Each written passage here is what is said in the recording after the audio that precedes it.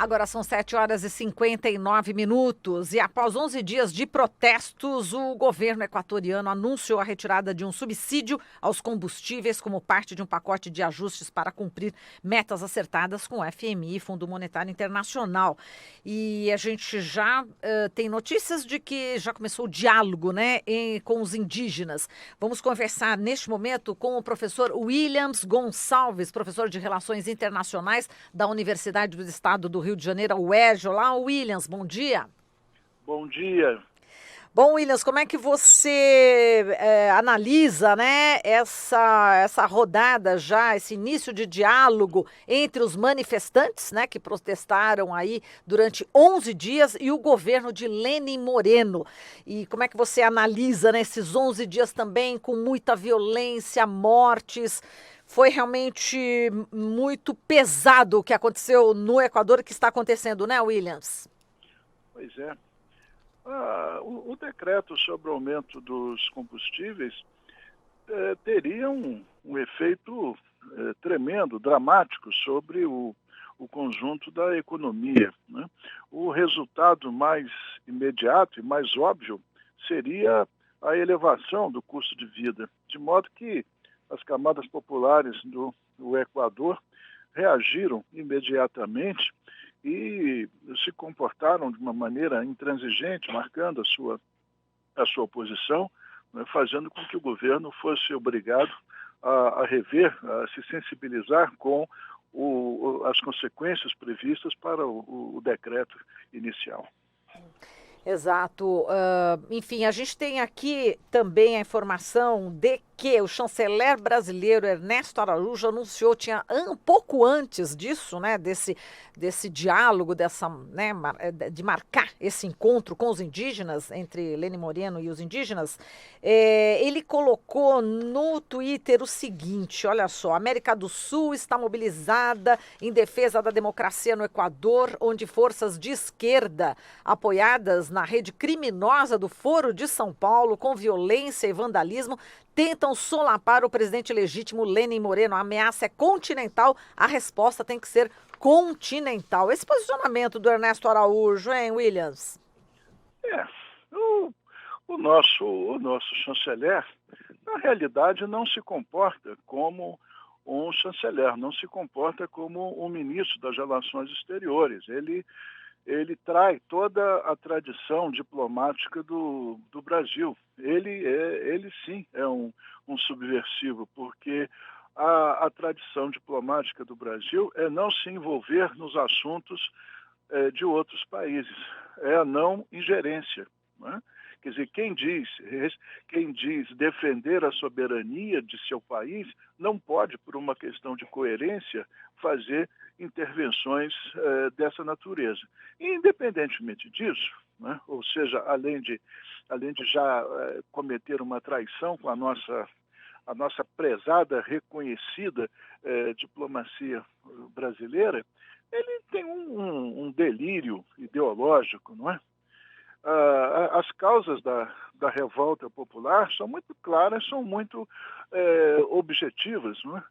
Submetendo-se a uma orientação de um organismo estrangeiro, o governo equatoriano se comprometeu a fazer uma intervenção terrível, dramática na economia, não é? Então, quem respondeu a isso não foi a esquerda, o Foro de São Paulo. São fantasias que habitam a cabeça delirante do ministro. O que foi uma reação popular contra uma medida que vai diretamente contra os seus interesses. E ninguém derrubou o governo, obrigou o governo a sentar-se à mesa para rever a sua decisão, né? Pensar melhor nas consequências e encontrar uma nova saída. Portanto, aí a manifestação do nosso ministro é completamente inadequada e inconveniente. Ela não condiz com a elevação do cargo de ministro das Relações Exteriores do Brasil. É lamentável isso. Agora, Williams, o acordo que foi feito, o acordo público entre lideranças e o presidente Lenin Moreno, falava em derrogação, né, do decreto 883. E o presidente, ele se manifestou pelo Twitter dizendo que já trabalhava numa substituição desse decreto, dizendo que ele focalizaria recursos naqueles que mais necessitam. E isso já causou ali uma certa estranheza, porque as pessoas entendem, bom, quer dizer, era para derrubar, mas vai substituir por outra coisa semelhante, então existe essa expectativa. Ou seja, o clima de instabilidade deve continuar no Equador, mesmo que esse acordo seja fechado, né? Naturalmente que o presidente do Equador não pode se declarar politicamente derrotado, né? Isso politicamente seria um desastre para ele, né? Agora, a situação econômica também não é das melhores. É por isso que ele está lá submetido ao FMI, né, sendo pressionado pelo FMI. Mas, uma vez desfeito esse decreto, né, o que se espera é que negocie democraticamente, sente a mesa com as lideranças políticas do país e chegue a um acordo. Não é? O problema econômico precisa ser resolvido, mas a sociedade precisa ser respeitada e não pode ser vítima de um pacote pesado como esse que ele lançou sobre a cabeça de todos. Não é? Então, o que se espera é que ele reveja e se negocie alguma coisa que os equatorianos lá devem saber qual é. Né? Eu penso que esse acontecimento, né, ele é pedagógico, não é?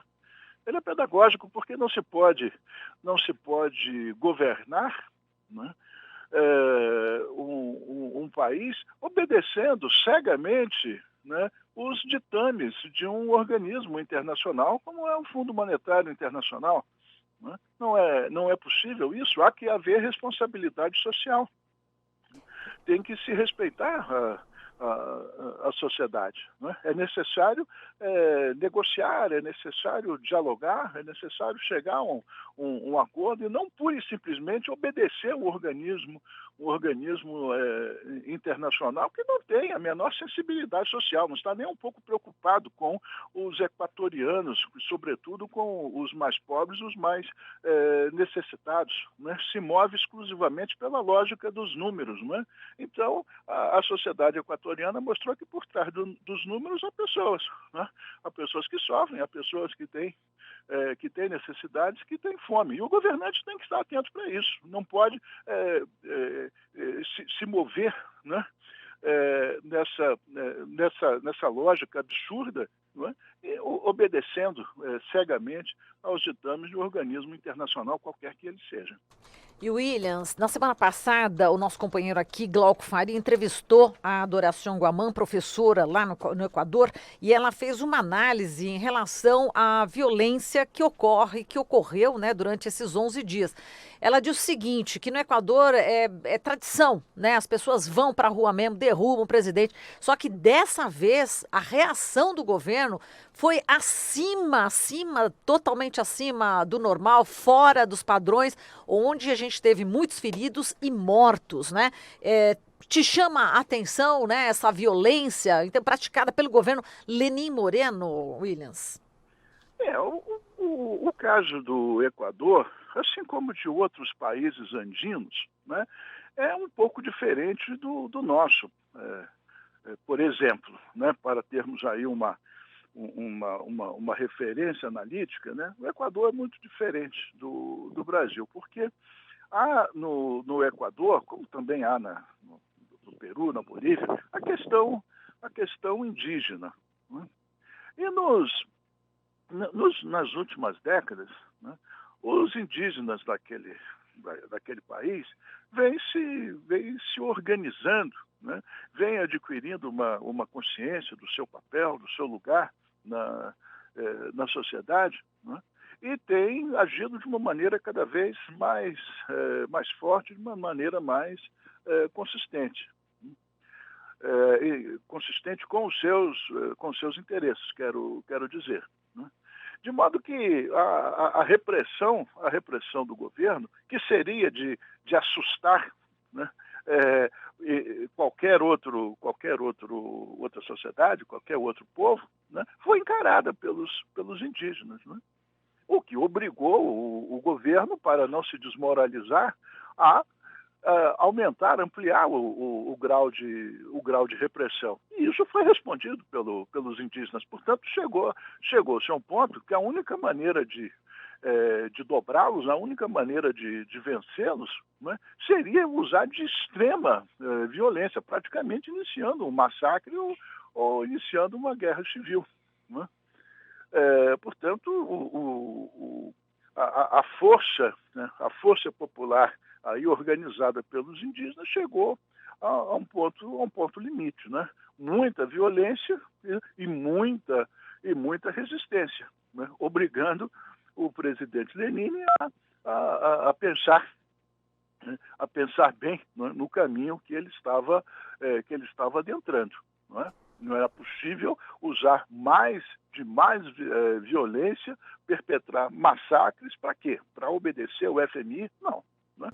Exato. Chegou a um ponto que ele foi obrigado a fazer uma reflexão a respeito disso. Que o Estado dispõe dos recursos policiais militares para aplacar a indignação do povo, isso todo mundo sabe que tem. Agora, qual o preço disso, né? O que se quer obter com isso? Exato, o Estado vai agir como uma força invasora, né, agindo contra o seu próprio povo? Lembrando que ocorreu a morte, né, do Inocêncio Tucumbi, de 50 anos, que era da Confederação de Nacionalidades Indígenas do Equador, não é isso? E, enfim, ele foi morto e o corpo foi velado, enfim, lá no Equador. Os indígenas também concentrados na madrugada já de sexta-feira no Parque del Arbolito, no bairro El Ejido, né, onde realizaram o velório, né, de um desses manifestantes, que é o Inocêncio Tucumbi. Bom, Williams, a gente agradece muito aqui a sua análise, muitíssimo obrigada, um grande abraço para você. Um abraço a todos e um bom dia. Muito obrigado. Bom dia. Falamos aqui com Williams Gonçalves, ele é que é professor de Relações Internacionais da Universidade do Estado do Rio de Janeiro, UERJ.